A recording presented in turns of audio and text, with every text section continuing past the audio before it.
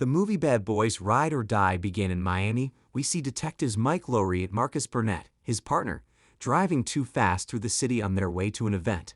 Marcus complained about being nauseous, and Mike continued his driving as it was Marcus who made them late. So Marcus begged Mike to stop at a store so he could get his ginger ale, which Mike later agreed but also gave him 90 seconds to do so. Marcus goes into the store and got his ginger ale with also a hot dog.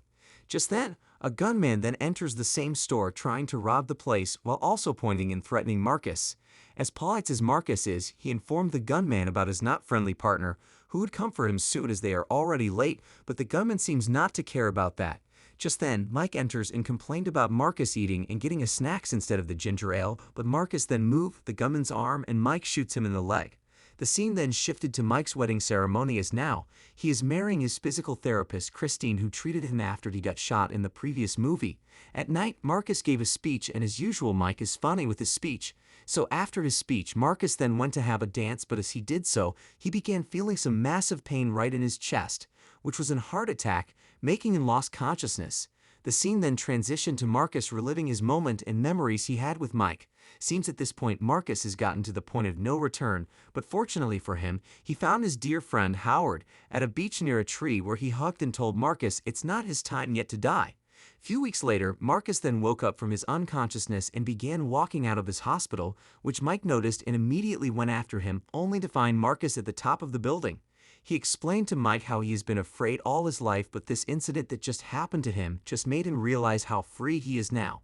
And now there is nothing to be scared of, as now he believes it is not his time to die yet. The both then hug together.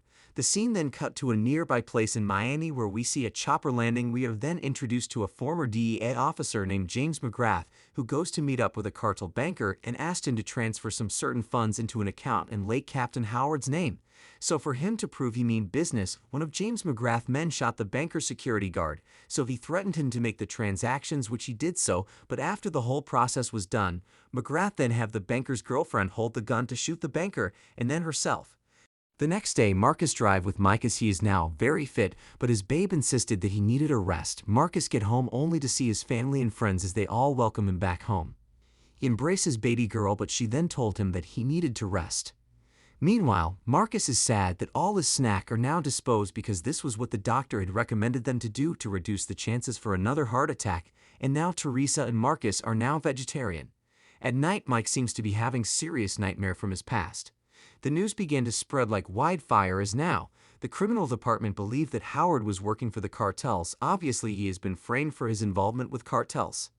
Marcus and Mike immediately went to their headquarters as he doesn't believe Howard couldn't do something like this, but they told him that everything point and linked to Howard. This made Mike very furious as he believed they want to ruin Howard's legacy. Just then Judy comes in, but now she does not trust anyone, even Mike, and she also blamed Mike's illegitimate son for the death of her father. Mike leaves the headquarters and heads straight to prison to meet Armando about any information on the cartel, as he wanted to know if Howard was working for the cartel. Mike's son Armando gave them some information proving Howard was clean. The scene then shifted to McGrath and his goons, who are attempting to continue their work, but once they try to get into Howard's accounts, they trigger a failsafe that sends a video messages to Mike and Marcus from Howard, which they both received, and Marcus is amazed that he is texting them from the other world, which was funny. Meanwhile, in it he explains that he knows they are seeing this if he is dead, and there are rats in their department, so they shouldn't trust anyone. Howard also told them that he knows that he is being set up to take the fall for something going back over 20 years.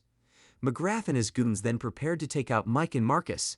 In the meantime, Mike informed Mike to leave the mission for only him as he believed Marcus isn't fit, but Marcus then informed him saying he can't die and began doing some dangerous things, but just as he leave we then saw Cabby Lane passing by. Mike and Marcus go to Fletcher's club to try and talk to him regarding Howard.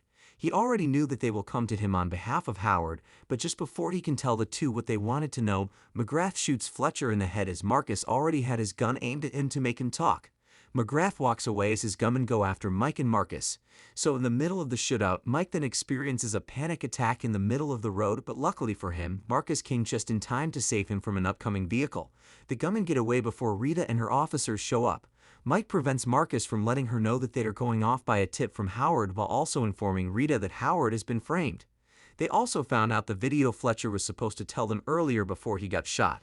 He explains in further detail that he was working a cartel case and kept Mike and Marcus off of it because two other detectives, Reese and Sanchez, were put on it and they got killed. Howard also reminded them that the cartels have rats inside the department who are off higher positions. Back to the prison, Armando noticed he was about to get attacked by some of McGrath's goons, so he prepared himself. Immediately the battle began with Armando eliminating them one by one before the cops then came in to apprehend him. Mike goes to inform them that Armando almost got killed at his prison, so Mike then pleaded that they transfer Armando to a secured prison in Miami, which they agreed to do so by transferring Armando through an helicopter, with the supervision of Mike and Marcus. Unfortunately for them, Marcus figured out that McGrath and his gang had already hijacked the helicopter and forced the pilot to send a distress message framing Mike and Marcus for the attack before McGrath then eliminated. After a long extended battle between them, McGrath escapes with some of his guys and leaves the chopper to go down. Mike and Marcus fight the remaining guys while trying to save Armando from flying out of the open hatchback. After they free him, Armando helps them make a crash landing into a lake. Mike and Marcus followed Armando as he led the way. The authorities survey the crash site and receive the distress message which framed Mike and Marcus. Rita also listened to the message and she doesn't believe Mike and Marcus could do something like that. However, Mike, Marcus, and Armando are all labeled wanted fugitives, while McGrath puts out a large bounty of $5 million on their heads to every gangster in Miami. Mike and Marcus follow Armando, who now happen to be on the run, which Marcus sees as a good opportunity for Mike to bond with his son, but neither is interested in connecting and just wants to get their names cleared. The next day, they all got to a place where they changed their clothes with also a vehicle. After driving back into Miami, the truck breaks down. Mike goes to meet a contact named Tabitha at her club for guns, clothes, and a vehicle. So in exchange, she demanded Mike to have Mike in her bed. However, Tabitha pretends to help them but is only stalling to get other gangsters in there to bring the three out for the bounty. Meanwhile, the cops also got a tip on the location of the bad boys. So just as they left the building, some rival gangsters came out and began to open fire, including Manny the Butcher, who wants to get back at Mike for smashing his hand with a meat hammer. Manny's ambitions are short-lived as the guys board a van and crush Manny into another car, and he then gets hit with a Molotov cocktail. The boys eventually found their way out. The next day, they all went to go visit Dorn, where they found out he has been in a secret relationship with Kelly. They are not happy Armando is with Mike and Marcus. However, they all agreed to focus on the mission at hand, so they began their investigation, which goes on for days. But just then, Armando found the picture of McGrath, as he can only recognize his face, but not his name. So Mike called Rita, informing her about the whole situation and also having the proof to clear Howard's name. Nearby, Dorn saw the security cameras of both Mike and Marcus' house, where he found out that McGrath had sent some guys to get Christine, as well as Marcus's family. So Mike tried to contact Christine, while Marcus gets in touch with Reggie and warns him about the incoming threat. Reggie gets Teresa, Megan, and little Marcus somewhere hidden while he grabs his gun and puts his combat and firearm skills to good use, taking out 17 goons and keeping the family safe, and also finally earning Marcus's respect, as he is really surprised by this. However, Christine is visited by Callie, who wanted to offer help in proving Mike and Marcus's innocence, but McGrath's goons have already made their way inside. McGrath contacts Mike and lets him know that he will return Christine and Callie unharmed if he gives up Armando and all of Howard's evidence. Armando is willing to turn himself in, but Mike has another idea, since he knows who has been feeding McGrath information on all of their whereabouts, as it was Rita's boyfriend, Lockwood. So Mike then gave a call to Rita and she immediately left her home, but just then he insisted to follow Rita and began texting something, to which Rita took the phone, which then made it clear to her it was him.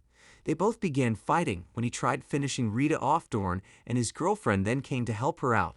The team prepare for their mission to go finish the whole thing off and also get Christine and Callie.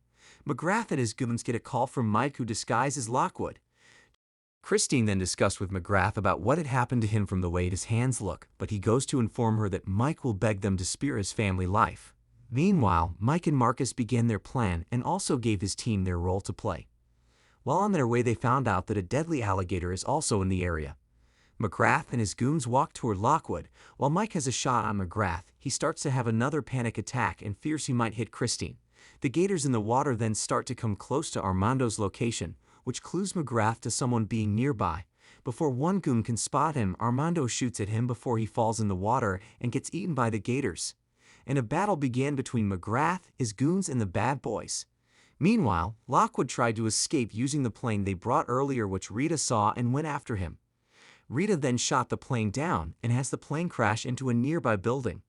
Meanwhile, Mike and Marcus are now in a tough situation as Marcus fell into the same river where Duke, the alligator, stays, but yet again, Mike still believes he is untouchable and so he can't die yet, but this was really a bad idea as the alligator attacked Marcus, but Mike then came to his rescue.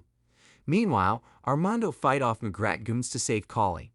McGrath continued to hold Christine hostage as they are now on the run. Lockwood then shot Dorn in the arm and tried to shoot Rita, but she kicks him into a pit that happens to be where Duke resides, and Lockwood becomes Duke's present. The federal agents arrived at the event. Meanwhile, Marcus then saw that same tree he saw when he lost consciousness.